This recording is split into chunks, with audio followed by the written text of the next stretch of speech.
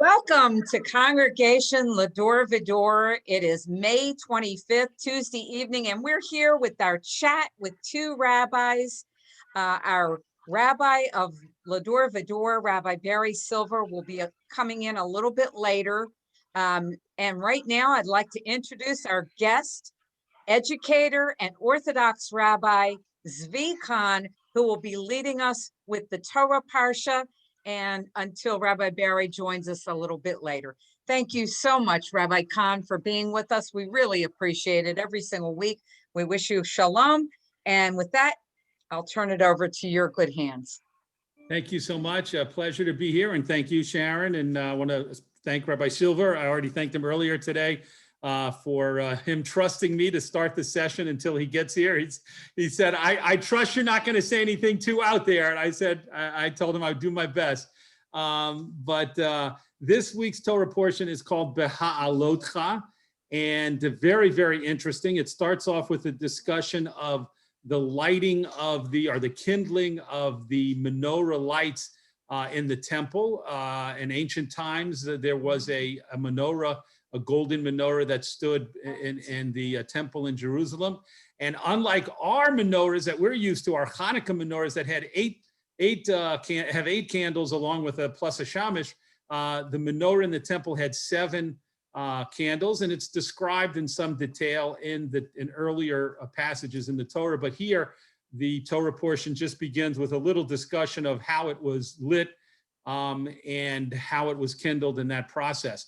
And then the Torah portion discusses a very, very interesting incident in which some people were not able to celebrate the Passover holiday in the full way while the Jews were in the wilderness, the very first time that they came to celebrate the holiday of Passover. In other words, the first anniversary of the Exodus from Egypt, on the 15th of the Hebrew month of Nisan, the Jewish people started their celebration of the holiday of Passover, just as we do these thousands of years later. And some people who had been involved with burying a relative, there's some discussion as to exactly which burial, which funeral they were involved in. But nonetheless, the point is that they were, at that time in ancient times, if a person touched a dead body, they would become ritually impure for 7 days. And so they couldn't participate in some of the ritual ceremonies of the Passover holiday because they were impure. And so they came to Moshe, and they were bitterly, bitterly disappointed, profoundly disappointed. And they said, we did a mitzvah. We buried someone, which is a mitzvah to do, of course, and participated in the funeral. And now we're the consequence of that is that we weren't able to celebrate Passover along with the rest of the nation, along with the rest of the people. And we feel very left out and very disappointed. And they tried to find out if there was any solution.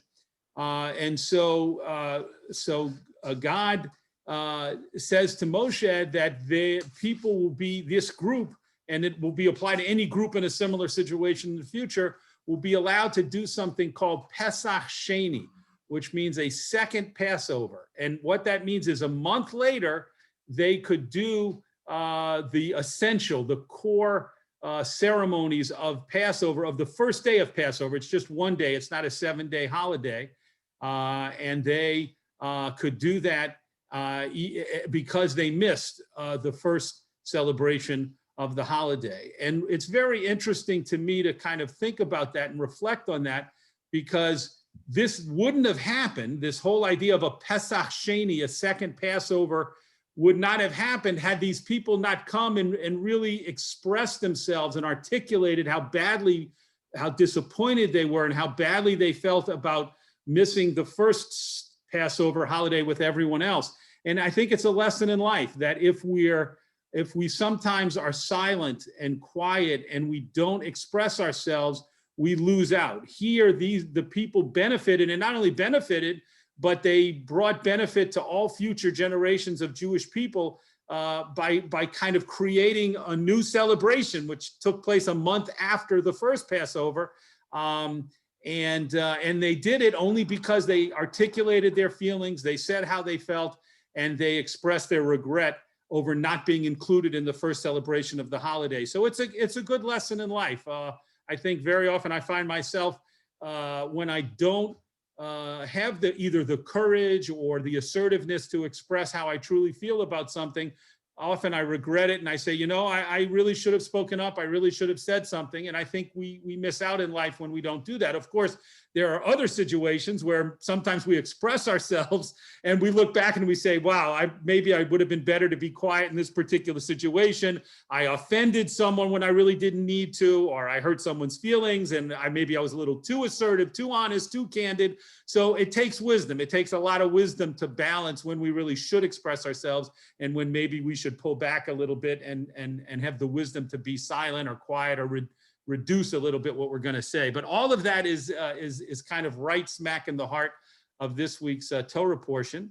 The Torah also, just to add a little bit to what it talks about, it also continues the discussion of how the Jewish people camped and traveled in during their time in the wilderness. And we pointed out previously that that's significant, again, for Jews till today, because often a Jewish person might feel what's significant about me and my Judaism is what I do at the synagogue or the temple. And the Torah goes out of its way many, many times to try and convey the idea that Judaism is part of our lives. It's not intended to be put in a little box and taken out once a year or twice a year. It's intended to be a part of our daily lives, the way we interact with our family members, the way we interact with our friends, the way we interact with our colleagues in the workplace, the way we interact with people in the store, strangers.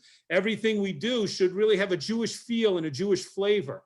Everybody knows that wonderful expression when you meet someone who has honesty and integrity, you say, what a mensch, what a good person, what a kind person. And whether it's a man or a woman, that applies. And that is a great reflection because we're acting with Jewish values out there in the world, not just in our homes or not just in the synagogue or the temple. So that idea too, I think, is one that is expressed this week in the Torah portion. Any questions or comments on those things? Please. So I have a couple questions.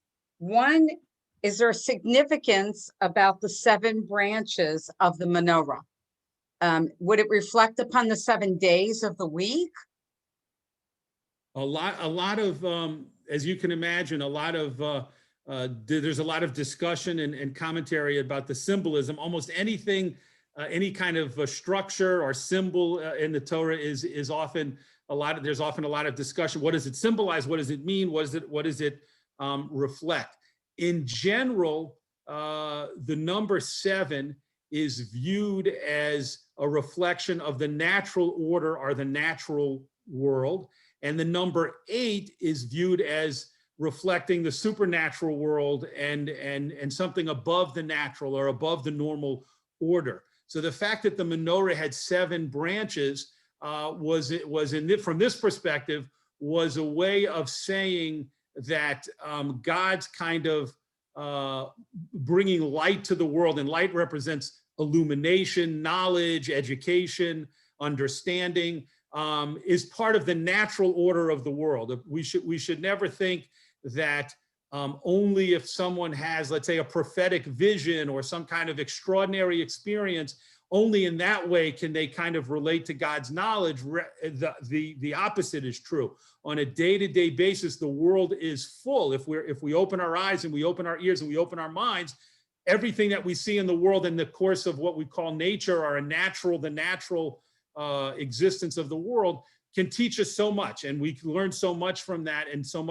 can see so much of God's handiwork and wisdom and the way things are set up in the natural world. So that's one of the approaches that is taken to understanding the seven branches of the menorah, and there's lots of other perspectives as well. And the other question I had is, if someone passes on right near the holiday of Pesach, and you have to have a burial, then this Pesach Sheni would come into play for that family that would be sitting shiva during Pesach. Is that true? Well, that's an excellent question. The reason it's not true, but let me explain the reason why. the whole set of laws in the Torah about ritual purity and impurity, and the idea that when a person comes in contact with a dead body, that they become ritually impure, only had relevance and applicability in terms of the temple and coming into the temple to participate in certain kinds of rituals. Once the temple was destroyed about 2,000 years ago, then these areas of law are not applicable. So nowadays, a person can do every single Jewish act, Jewish ritual, mitzvah. A person can participate fully in every area of Jewish life and without being concerned about that. So if a person does go to a funeral or participates in a funeral, loses their relatives, part of the mourning, part of the laws of being in mourning and sitting shiva and things like that might bring certain restrictions to their activities, but that's a whole different thing. That's got nothing to do with this idea of purity or impurity. So even if a person were to lose a relative on the day before Passover, he or she could celebrate the holiday nowadays completely, fully, have the Seder and everything else without any concern about the fact that they have just gotten up, let's say, from a funeral and the loss of a relative. Okay, so along those lines then, who celebrates the Pesach Sheni in today's world? In today's world, there's a custom. It's not obligatory, but there's a custom for people to kind of mark that day by eating matzah. Some people do it. You may hear one day about, you might hear about someone who does that. It's not that common a custom, but it's just a way of kind of saying that Pesach Sheni was a special day for the Jewish people for a long, long time. It no longer is, and it hasn't been for, again, 2,000 years. But because it did have a lot of significance in the Torah, and as long as the temple stood in Jerusalem, therefore, let's mark the day by doing some commemoration that's connected to Passover. So people might eat matzah, or something else that might reflect or tell the Passover story. But there's no obligations. There's no obligatory commandments or rituals that people have to do on Pesach Sheni. Okay. You guys can unmute yourself if you have a question.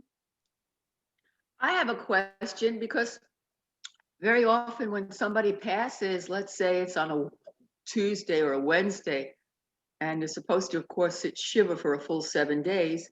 And very often, if they pass and they sit shiva for 2 or 3 days and it's a Shabbat, they stop sitting shiva. They don't sit shiva on Friday night and Saturday. So does that mean that with this philosophy or this approach, does that mean that they either go back to sitting shiva after the Shabbat, or they would sit shiva for the 2 or 3 days prior, and then that's the end of it? That's an excellent question, Valerie. In this area, Shabbat is handled differently than a Jewish holiday like Passover or any other Jewish holiday. In terms of Shabbat, Shabbat doesn't end the Shiva. It just puts a break in the Shiva, because we're not supposed to do any open or overt acts of mourning on Shabbat. It's considered not in the spirit of the day of Shabbat to continue, sitting on the ground or having that kind of the parts of mourning that we do like on a day of Shiva. However, after Shabbat, literally right after Shabbat on Saturday night, the Shiva would then continue, and you would then finish however long it takes to do the 7 days of Shiva.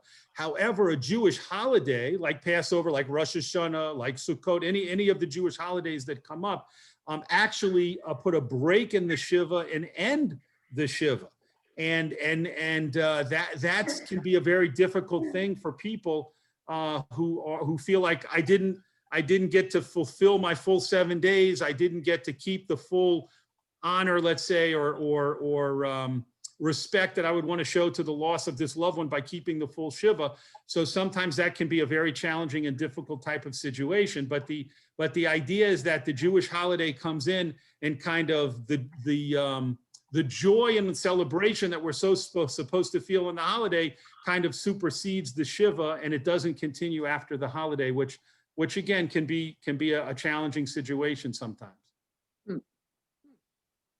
Okay. So along those lines, the holidays that would cause Shiva to stop would be Passover, Shavuot, Sukkot, and Yom Kippur and Rosh Hashanah.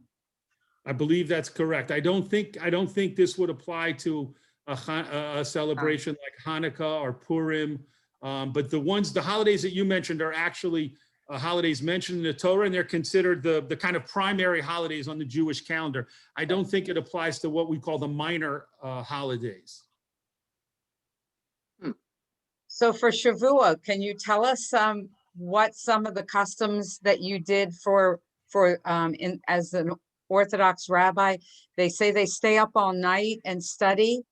Yeah. There's a wonderful tradition to stay up all night the first night of the holiday.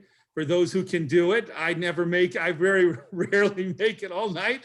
But even though my wife makes me take a nap on the afternoon before, but there are hundreds of people, at least at the synagogue that I belong to, Boca Raton Synagogue, hundreds of people stay up all night, and there is all kinds of classes and sessions to go to. Some people study on their own or with another person or in small groups. Some people listen to lectures, and they have a whole series of speakers throughout the night. Also, a lot of refreshments and a lot of coffee, which helps people stay up. And then the prayer service, instead of being at the regular time of, let's say, 9 o'clock, comes just at sunrise. So it's a very beautiful thing to study, Torah in a big group or groups throughout the night. And then at, say, about 6 o'clock a.m. when the sun is coming up, to have the morning prayer service is really very spiritual and very nice. So that's a nice custom. Some people might study for a couple of hours and then go home, go to sleep, but then come back for that early morning service just to be a part of that experience.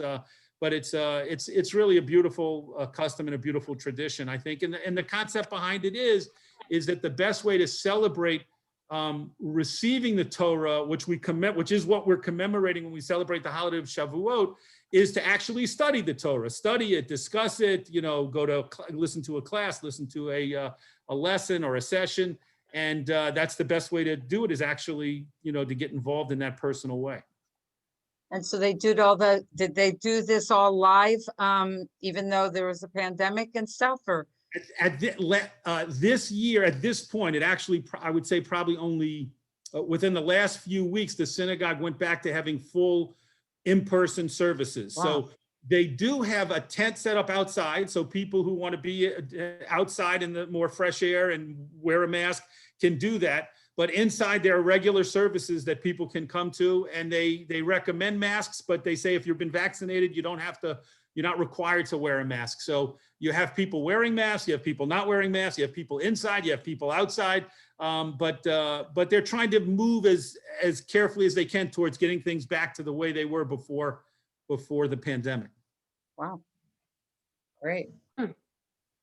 Who else would like to ask some questions?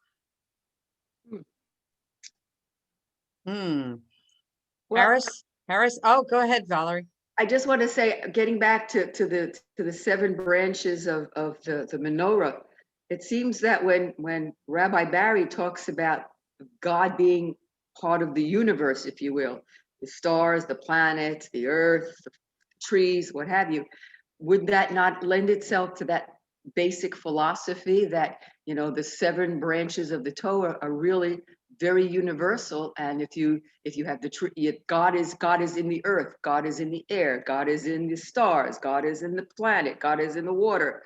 I mean, would that philosophy not apply rationally to that concept? So it's a very interesting question. It really depends on what a person kind of has in mind or what they mean when they use those terms. There's a fundamental difference between saying that when we look at nature and the natural world, we see it as a creation of God and a reflection of God's wisdom and engineering and handiwork, etc. Let's call that idea A. And idea B, which is God is those things. For example, the Jewish philosopher Spinoza said God is nature. And that's a different statement. In other words, the first statement A is God is not nature. God created nature and God created the natural world, but God is totally independent from that and existed independently without nature, before creating the natural world. Whereas Spinoza's idea was that kind of independent God doesn't exist, but we believe in a kind of divine force that is contained within the natural world. And it seems to me, from listening to Rabbi Silver, all for time that I've been able to do so, that his idea is more in line with that idea, that there's a force in nature and in the natural world that we call God, or we can call God, whereas the idea that I'm expressing is an idea that God created nature and wants us to certainly respect nature and learn from nature about him and about how he did that, but not that God is kind of subsumed and contained in nature. We view God as being independent from nature, and nature is one of the creations of God as opposed to God within nature. So of course, Rabbi Silver is the only person who can speak for himself. It'd be an interesting question to ask him when he comes on. But I think Valerie, that distinction probably needs to be made.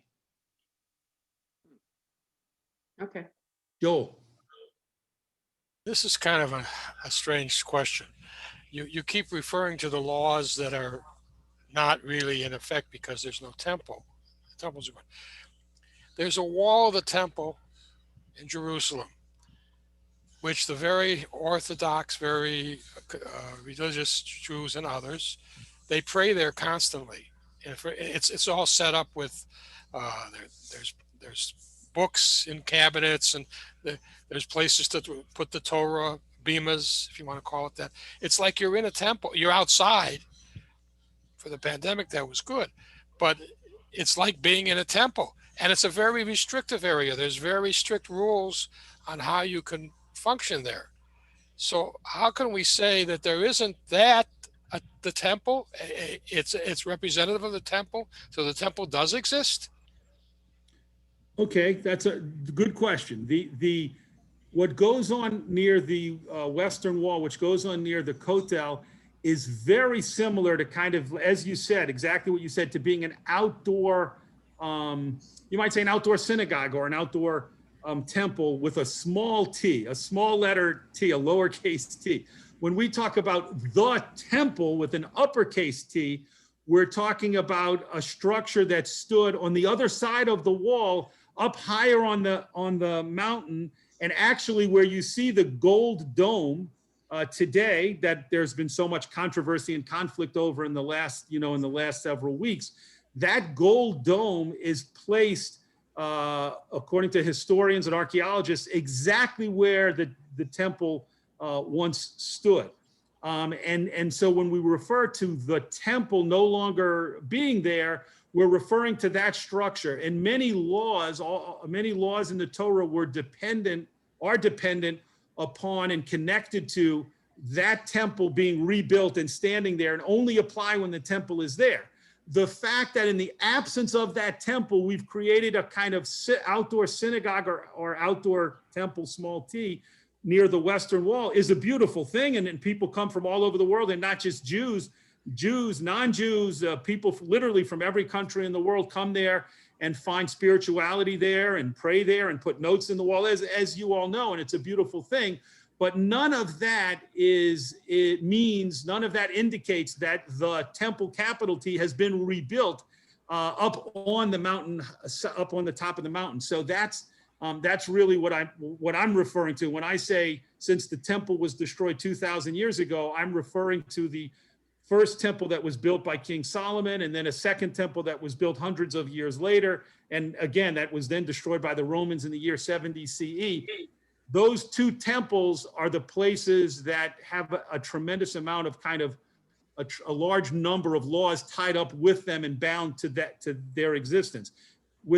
Since that structure doesn't exist, those laws are not operative at this time, even though we are able to go and pray at the wall. By the way, just as an aside, the wall that we go to, the Western Wall, is not a remaining wall from the temple.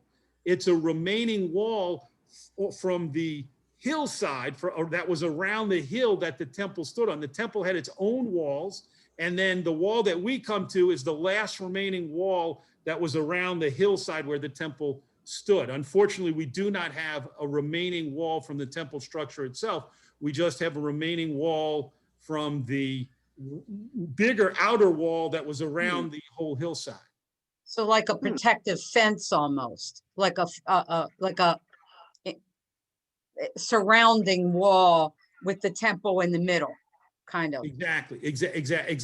Yes. And of course, there's a wall around the whole old city now. So as that you go in the gates, you have to go in to get into the Western Wall compound or area. You have to go through a gate. You can't get in without going through a gate through the outer old city wall. So there's really three walls you could talk about: the old city wall itself, and then you go through one of the gates to get inside that area. Then you have to go through. Then you can go up to one of the walls that was around the area where the temple was, and then there are no longer any remaining walls from the temple structure itself. That whole structure, the temple and its walls, was destroyed and hasn't existed again, like we said, in about 2,000 years. Has anyone wanted to rebuild the temple at any point? Yes, yes. Has there been a strategy for that? There were discussions about it in medieval times. There were discussions about it, and there have been discussions about it in modern times.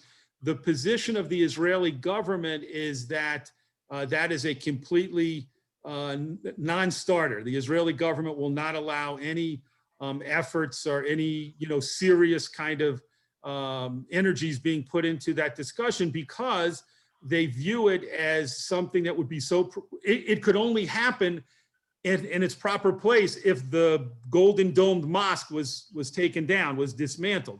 And the Israeli government says that would be a call to war on the part of Muslims around the world, not just the Muslims and Arabs that live there in the old city, but the Muslims in the Arab countries, Muslims from around the world, would view that almost as an impossible situation to accept. And so therefore we allow the Muslim authorities to maintain control over the mosque area while the Israeli police controls the outer area and everywhere else in Jerusalem, but not the inner area of where the mosque stands.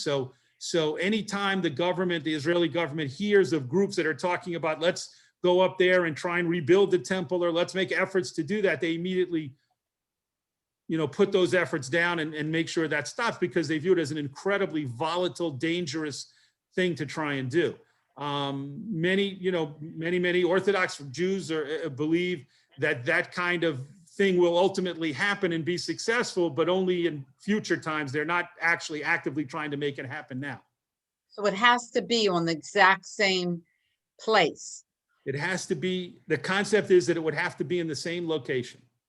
Now, how did the Golden Dome Mosque get to be there, and how long has that been? So Islam as a religion started in Saudi Arabia in the 7th century. And originally there were no, Islam had to spread from Saudi Arabia to different places in the Middle East. And ultimately it came to the area that we call Israel, and the area where the mosque is. And they built wherever they went, they built mosques, just like Jews, wherever they go, we build shuls, so they built a mosque there. I don't remember, early on, it wasn't the mosque that we see doesn't date as early as like the 7th or 8th century. I believe it's the 14th century, if I'm not mistaken, but they certainly put a mosque there. And there are traditions based on the Quran, the Muslims' holy book, about Muhammad traveling to that area and that being a holy spot, et cetera, et cetera. But then when the Crusades came, there was battles back and forth between the Christian community and the Muslims over control of Jerusalem and control of that spot. And so whatever was built there would get destroyed when the Christians came in, and then the Muslims would rebuild it when they retook control. And that happened back over and over again, back and forth. Ultimately, the Turks, the Ottoman Turks, who were Muslim, conquered the area and controlled it for several centuries. And so they protected the mosques and the other Islamic structures that were there. And so again, I can't remember exactly when that mosque is there. There's also another mosque up on the Temple Mount that has a silver dome on top of it. There are two mosques. The gold one is more resplendent and more famous and more well-known, but there's another mosque up there as well. And both of those have been there at least for several centuries, maybe more. I just don't remember the exact date. Interesting that the Jews, but I guess there were no Jews in that area at the time, allowed them to take over that area, that sacred area.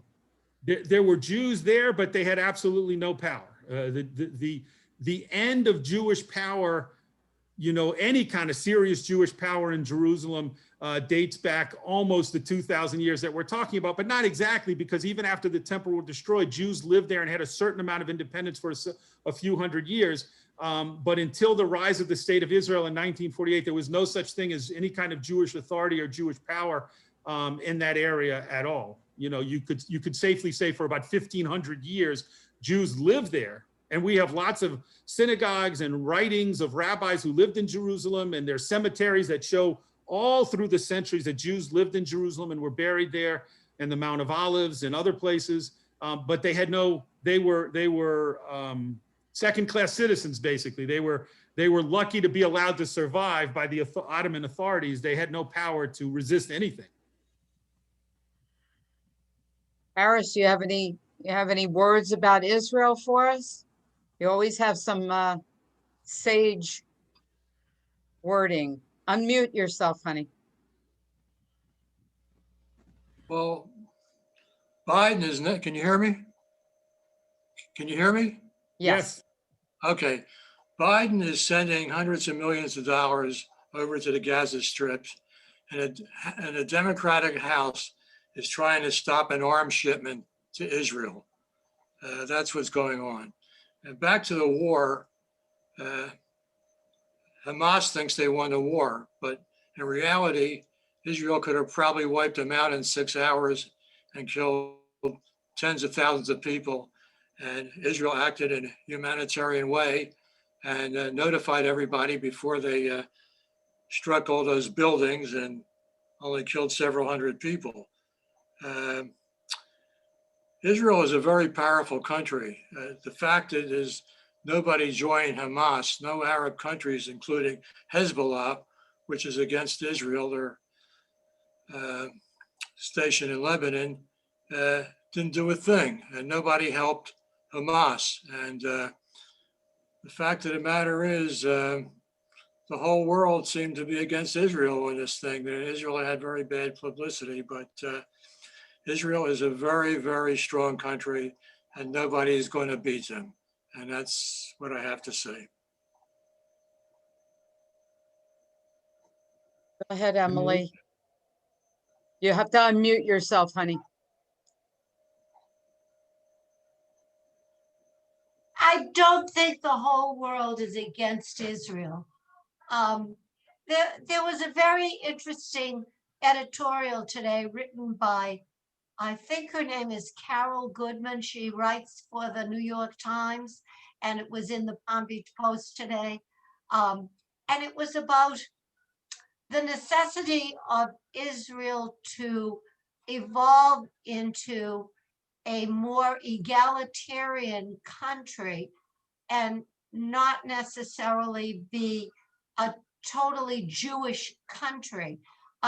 And one of the ways that they described it was, they said, if Israel wanted to be, I was surprised. She said, if Israel wanted to be a Jewish country, would that be like the Vatican being a Catholic country, small state? Because if they wanted to expand, then they would have to become more egalitarian. And by that, she meant having the balance of power in Israel more equal for all Jews, not necessarily only Orthodox Jews. And the issue comes up about Orthodox Jews being exempt from paying taxes and serving in the military, and having Reform Jews not necessarily recognized in Israel. And this was the editorial. Now, it wasn't an anti-Israel piece at all. It was about all the good that Israel does, but how there's a necessity for it to evolve. Well, I have to say one thing. The Orthodox are now serving in the Israeli service, Israeli army now. Is that true? That's wonderful if it's true. Yes, it's true. Good. Isn't it, Rabbi Kahn? There are many, in the last several years, many units have been set up, new units in the Israeli army for Orthodox people and many thousands of members of the Orthodox and the ultra-Orthodox community now serve in the Army. However, it is still true that a person can get, a religious person can get a dispensation from the Army under certain circumstances and not do his Army service, or get a deferment and push it off till a certain age. And then at a certain age, let's say 30, they say, okay, once you've deferred till 30, we're not gonna call you up. So that phenomenon still exists. There is not a situation in Israel presently where they draft every single member of the, let's say, Orthodox communities or ultra-Orthodox communities and mandate that they come into the Army. There still are dispensations, and some communities do practice that. However, a very large percentage of the people who used to refrain from serving in the Army, as Harris said, now do serve in the Army. My own son, when he went there, was able to get into a unit that was a new unit specifically set up for Orthodox guys, which made it much more comfortable for him because they had daily prayer services and they had Shabbat services. And in regular units of the Army, they usually don't have as many amenities for religious guys. So they went out of their way to make it comfortable for Orthodox young men. And there are also lots of programs for Orthodox young women to serve in the Israeli Army as well. So a lot more participation. Harris is 100% right. Good. Thank you. So you mentioned Orthodoxy and ultra-Orthodoxy. Which do you belong to, Rabbi Kahn? So generally, when people talk about an ultra-Orthodox Jew, it's usually, I'm not going to say down the line 100% accurate, but in the vast majority of cases, you would be talking about someone whose mode of dress would be one that's very recognizable. So you would see the black long coats and the long beards and maybe the fur hats or the black hats, sometimes the side curls, the payas. That's not always true. But that's very common, certainly in the Hasidic world, and the Hasidic world is part of the ultra-Orthodox world. There's another non-Hasidic part of the ultra-Orthodox world where you would see men in black suits and black hats and kind of conservatively dressed, but you wouldn't see the payas, the side locks necessarily, or the fur hat. So there's lots of different distinctions. As you can see, I tend to dress and what not black suits and a black hat. I affiliate with what's called modern Orthodoxy, which is a group which, as a denomination, tries to say, let's take the best of the Jewish Orthodox world and the best of kind of the modern world, synthesize that together, and do our best with that. And sometimes it works really well for people. Sometimes it can be really challenging because it's hard to find those balances, and you have fine lines that you have to try and walk. But for me and for my family, thank God, it's tended to work out pretty well. Thank you for that. Thank you for that. We love that you're here with us every week, and we love that you share with us. And it doesn't seem like any question is taboo. I mean, it's just we're so appreciative of that, and we learn from that every week. And I just so appreciate you. And I know that several of us, I'm not sure if you're on or not, but I know I was raised as Orthodox with my family, and it was also modern Orthodox. And in fact, in our synagogue in Baltimore, Maryland, some of the people that belonged to that synagogue would even drive to services if they were too far. We walked to services, but some people did not, but it was considered at that time modern Orthodox, which was many years ago in my childhood. So, Raylene, I see your hand is raised. Can you unmute yourself and go ahead? I'm sorry I delayed calling on you. You click on the little microphone on the bottom of the screen. Okay. You got it. Go ahead. I was just, the newscasters, the CNN and MSNBC, and all the newspapers have just shown pictures of how much the Palestinians have suffered. They have never shown anything about the Israelis. And they've gotten the backing of all the people in Europe, and the rise of anti-Semitism has caused this. And it's terrible because the Israelis look like the bullies now. Raylene, there is such a clear bias and slant in the reporting that it was painful to read the newspaper or watch the news, because they didn't, at least what I saw and what I read and what I watched, and I tried to read and see and watch a lot, there wasn't even an effort made to say things like Israel only started airstrikes on Gaza after they had fired hundreds and then thousands of rockets. Right. I mean, that's factually true. There's no doubt about the fact that that's true. Israel wasn't doing anything to the Palestinians in the Gaza Strip. Nothing, zero, no, nothing. I mean, we were just sitting there, we were dealing with enough, we had enough on our hands dealing with what was going on in the old city. And then they started firing rockets. And when you fire rockets that have no guidance systems, you're basically saying, we want to kill whoever it hits. We want to just kill civilians. We want to just kill people. You're not attacking an army. You're not attacking soldiers. You're just attacking whoever it hits. And by the way, one rocket killed 2 Arabs, a gentleman and his 16-year-old daughter. And you know, everyone said, is that what you're trying to do? You're firing rockets and killing Jews and Arabs, and another rocket killed 2 members from 2 people from Thailand who were working in Israel.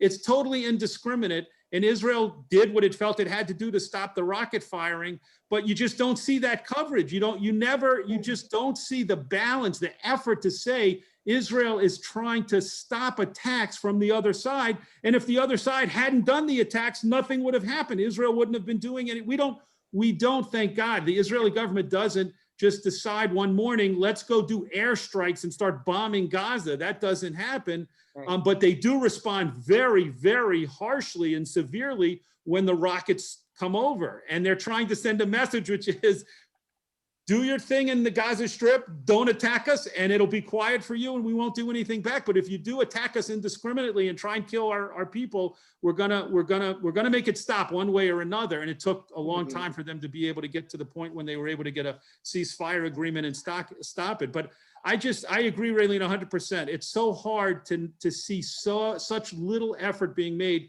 to present the reality and to try and present both sides fairly. I just don't see it. I don't see that happening. I read an article somebody sent to me that this weekend, I believe it was either Saturday or Friday, that some Palestinians just drove up with Palestinian flags in Manhattan and in Los Angeles and said, who here is Jewish? And some people spoke up, and then they started beating them up, kicking them. And I mean, this is blatant anti-Semitism. Somebody's got to say something. Somebody has to stand up for what we know is absolutely ridiculous. It almost seems like Germany back in the 30s. I mean, we can't just be silent, like you mentioned from the Torah Parsha. You have to speak up, and you have to tell people this is not right. The reporting is not right. They're not being fair with the reporting, and this is absolutely not fair of pulling Jews out and indiscriminately just attacking them for no reason whatsoever. Just horrendous. Yep. Suzanne, did you have your hand up before? Okay. Just to respond or to connect to what you're saying, Sharon, I was over at my parents' house and my mom said, did you hear the story of this kosher restaurant in Los Angeles? And they came in and they grabbed a guy and they just beat him up and are you Jewish? And he said, yes. And then they just attacked him. I said, Mom, I've been listening to all the news reports. I didn't hear that. That just sounds like I can't imagine that happening in this country. And then I did some checking and it absolutely happened in this country. And it's scary. It's shocking. It's just, do we live in a country where people can walk into a restaurant and say, are you Jewish? And then attack you and beat you up? I mean, it's horrific. It's horrific. So, the Jewish community, I think, has to begin to take, there's a lot more security in synagogues, thank God. There's a lot more securities in the Jewish schools and all of that is a shame. It's so sad that it has to happen. But I think that the Jewish community now has to think about how to get together and provide more security, and especially when times like these happen and you kind of know that it's delicate, it's controversial, there's stuff happening. kosher restaurants, kosher areas, Jewish neighborhoods. We can't be naive enough to think it can't happen here because it's starting to happen here. So we can't put our heads in the sand. Yep. Raylene. The same thing is happening with the Chinese and the blacks. They're all getting attacked, and it's come to fruition much earlier. And I think it's a lot of it's political. Just these people are just enraged and just lashing out at anybody who's different.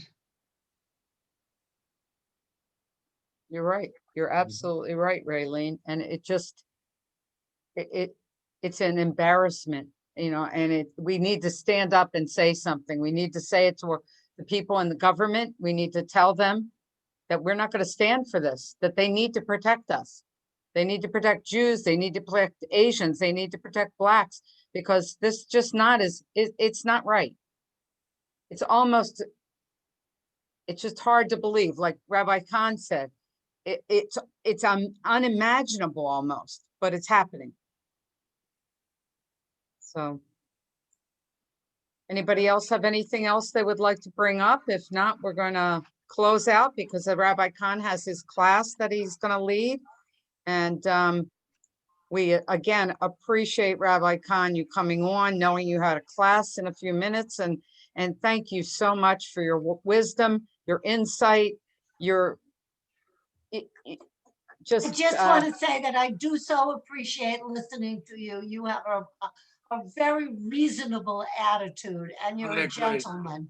I agree. Thank you. Thank you all. I want you to, if you can, I don't want you to thank me as much as you do, because I feel I should be thanking you. You've welcomed me into the group and you've made me part of the group. And this is the only place, listen, really, truthfully, all week long, this is the only place where I say something and some people applaud. I'm like, wow, this is great. I can't get enough of this. So please don't feel you have to thank me so much for being here. I love being a part of the group and I really appreciate it. And I think it helps us share ideas and discuss topics and talk about the weekly Torah portion. All great things to do. It really makes my week. So thank you. Thank you. It makes our week too. I look forward to this every week. And you defined a mensch from this Torah portion. You are absolutely capital M mensch. Thank you. And thank you to your mom and dad for being here tonight. And they raised a real mensch. Absolutely. Thank you guys. Enjoy your class, Rabbi Kahn. Thank you all for being a part of this interesting discussion tonight. Sorry, Rabbi Barry didn't make it, but I'm sure he's doing something. Okay. Hopefully he wasn't feeling too well. So please put him in your prayers, everybody. Say a little Mishal Berach for him so that he can heal. Okay. Thank you very much, everybody. Have a good week. Bye-bye. Have a great week. Shabbat.